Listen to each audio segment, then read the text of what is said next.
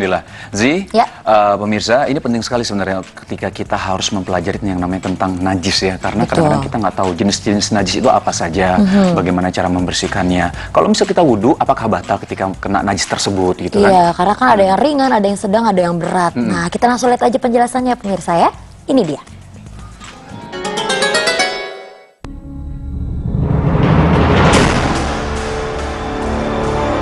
Macam-macam najis. Najis, kita sering mendengar kata itu ya. Najis juga sering kita jumpai di sekitar dan lingkungan kita. Terkena najis akan menghalangi kita dalam melakukan ibadah sholat, mengaji, dan banyak lainnya. Banyak orang yang masih belum mengerti dan mengetahui apa itu najis secara luas. Karena sebagian orang masih menganggap bahwa semua najis itu sama serta tata cara membersihkannya dan menyucikannya. Berikut penjelasannya. Berikut kami sampaikan macam-macam najis menurut Islam, supaya kita lebih mengetahui sejauh mana sih najis itu dan bagaimana cara kita untuk mensucikan diri dari macam-macam najis. Yang pertama kita akan membahas tentang najis yang paling ringan terlebih dahulu. Najis mukhafafah. Najis ini adalah najis yang paling ringan cara penyuciannya, yaitu najis yang terkena kencing anak yang masih di bawah 2 tahun, masih menyusui dan belum mengkonsumsi apapun. Adapun cara membersihkan najis mukhafafah ini cukup mudah, yaitu cukup dengan memercikkan air tanpa harus mengalir. Nabi Muhammad SAW bersabda, kencing anak laki-laki dipercik air, sedangkan kencing anak perempuan dicuci. Hal ini dilakukan selama keduanya belum mengkonsumsi makanan. Adapun keduanya telah mengkonsumsi makanan, maka keduanya harus dibasuh. Najis mutawasitah. Najis ini dikategorikan sebagai najis sedang. Najis mutawasitah bukan najis yang berat dan juga ringan. Cara membersihkan dan mensucikan najis ini cukup dengan menghilangkan zatnya terlebih dahulu, lalu dibasuh dengan air. Berikut contoh-contoh najis mutawasitah. Air seni merupakan kotoran dari manusia yang sudah dewasa yang harus disucikan bila kena di suatu tempat. Oleh karena itu tempat tersebut akan menjadi tidak suci kalau tidak disucikan dengan air yang mengalir. Seperti yang tertera di hadis, seorang Arab Baduy buang air di masjid, lalu segolongan orang menghampirinya. Rasulullah SAW lantas bersabda, biarkanlah ia, jangan kalian hentikan kencingnya. Lalu Anas radhiyallahu anhu melanjutkan, tatkala ia sudah menyelesaikan kencingnya, beliau Rasulullah SAW memerintahkan agar dibawakan setimba air lalu diguyurkan di atasnya. Hadis riwayat Al-Bukhari 6025 dan Muslim 284. Kotoran manusia. Mungkin kita sering melihat kotoran manusia di tempat yang kotor seperti di septic tank. Banyak kotoran yang menyerupai kotoran manusia, dan apabila kita terkena kotoran manusia di alas kaki kita, cukup dengan menggosokkan kaki kita ke tanah seperti yang tertera di hadis. Dari Huzaifah radhiyallahu anhu, Rasulullah SAW bersabda, jika salah seorang di antara kalian menginjak al-azza dengan sandalnya, maka tanah adalah penyucinya. Hadis riwayat Abu Dawud 381 disahihkan oleh Syekh Albani dalam Sahih Sunan Abi Dawud 834. Mazi adalah cairan bening, encer, lengket yang keluar ketika naiknya syahwat yang dialami pria maupun wanita. Hal ini sering terjadi pada pria yang sudah balik maupun dewasa, karena saat mereka melihat lawan jenis mereka timbul hasrat, dari situlah mazi keluar. Seperti yang tertera di hadis, aku adalah laki-laki yang sering keluar mazi. Aku malu menanyakannya pada Nabi SAW karena kedudukan putri beliau. Lalu kesuruh Al-Miqdad bin Al-Aswad untuk menanyakannya. Beliau, Rasulullah SAW bersabda, dia harus mencuci kemaluannya dan berwudu. Hadis riwayat Al-Bukhari 132 dan Muslim 303. Wadi adalah cairan bening dan kental yang keluar pada saat kita buang air kecil. Wadi mungkin jarang kita ketahui karena dia keluar tanpa kita sadari, sama seperti mazi, cairan yang keluar hampir sama.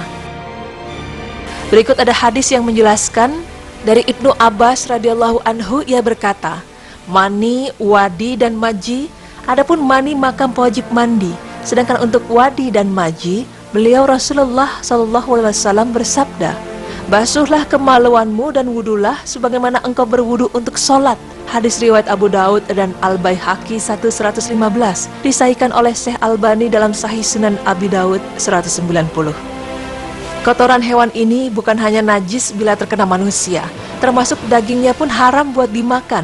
Berikut penjelasan di hadis, ketika Nabi Shallallahu Alaihi Wasallam hendak buang hajat, beliau berkata, bawakan aku 3 batu.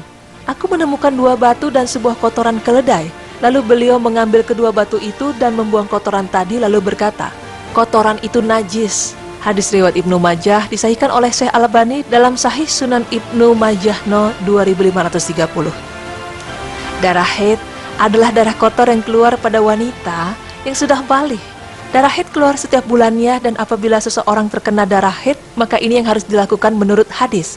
Keriklah, kucek dengan air, lalu guyurlah, kemudian sholatlah dengan baju itu. Hadis riwayat Al-Bukhari 307 dan Muslim 291.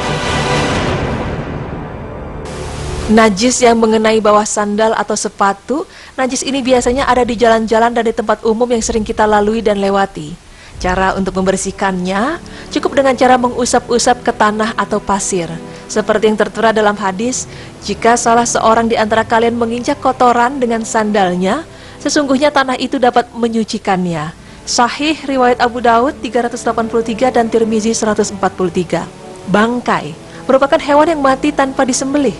Hewan ini mati biasanya karena diburu atau kecelakaan.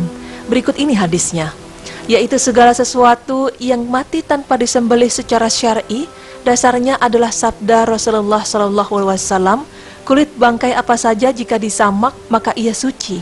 Hadis riwayat Ibnu Majah Ahmad dalam Al-Fathur Rabbani 49, At-Tirmizi 1782, Ibnu Majah 3609 dan An-Nasa'i 7173. Dari Ibnu Abbas radhiyallahu anhu disahihkan oleh Syekh Al-Albani dalam Sahih Sunan Ibnu Majah 2907. Najis ini adalah najis yang paling berat dampaknya. Bila kita kena najis ini, kita harus mensucikannya dengan cara membasuh air sebanyak 7 kali dan satunya dicampur tanah atau turab.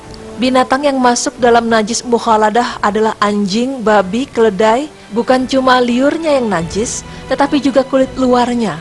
Berikut hadis mengenai najis mukhaladah.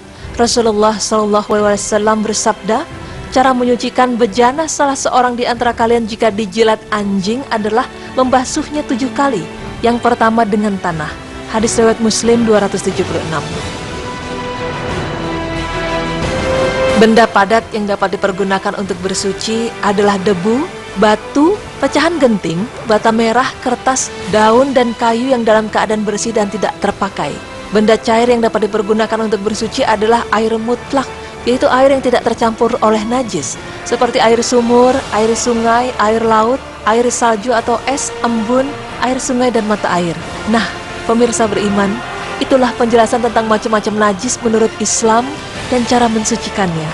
Semoga pemirsa beriman dapat mengamalkannya dalam kehidupan sehari-hari.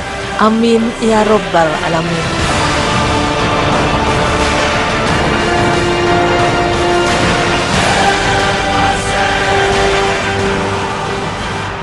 Ya, jadi ada 3 macam najis ya Wisnu. Yang pertama tadi adalah mukhafafah, yaitu najis ringan. Paling yang ringan, kedua najis mutawasitoh yang sedang. Dan satu lagi najis mughaladoh yang berat atau yang berat besar. ya. Tuh. Dan alhamdulillah tadi berita Islami Masak ini juga menjelaskan bagaimana cara menyucikannya.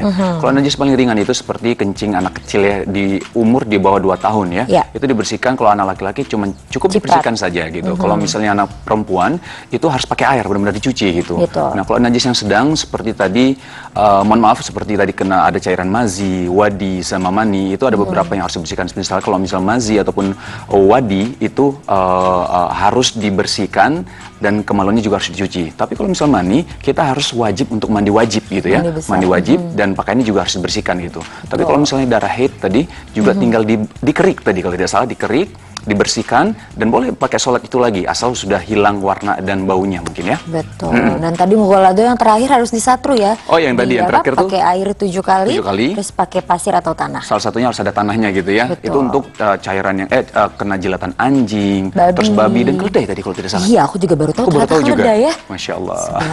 Oke, setelah ini masih ada yang lainnya. Jadi pemirsa jangan kemana-mana, tetap di Berita Islami Masa Kini.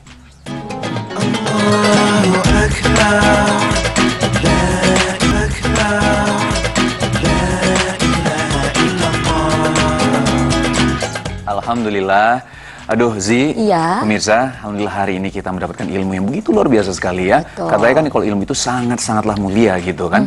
Nah jadi memang alhamdulillah sekali di berita Islam yang masa kini kita juga bisa mendapatkan ilmu Zi. Jadi kita pembahasan kita apa saja Zi? Yang pertama itu adalah tentang harta gono gini dalam harta gono pandangan gini. Islam. Benar sekali. Yang kedua tadi apa sih? Yang kedua tentang unta diciptakan dari setan, ternyata bukan, pemirsa. Salah. Ya benar.